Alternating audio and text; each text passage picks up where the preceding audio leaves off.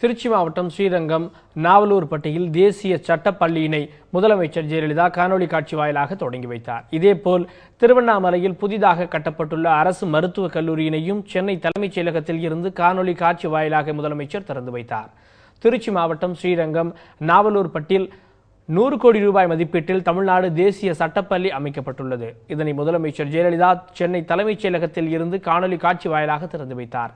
சட்டப்பள்ளியில் சேர்வதற்கான அனுமதி கடிதங்களை 5 மாணவர்களுக்கு அனுப்பி வைத்தார். அமைச்சர் கி.பி. முனுசாமி, சென்னை உயர்நீதிமன்ற தலைமை பொறுப்பு நீதிபதி ராஜேஷ் அகர்வால் ஆகியோர் இந்த நிகழ்ச்சியில் கலந்து கொண்டனர். இதேபோல் திருவண்ணாமலையில் 35 ஏக்கர் பரப்பளவில் 130 கோடி ரூபாய் மதிப்பீட்டில் கட்டப்பட்டுள்ள புதிய மருத்துவக் கல்லூரியையும் காணொலி காட்சி வாயிலாக முதலமைச்சர் ஜெயலலிதா தொடங்கி வைத்தார். கல்லூரியில் சேர்வதற்கான கடிதங்களை 7 மாணவர்களுக்கு முதலமைச்சர் வழங்கினார்.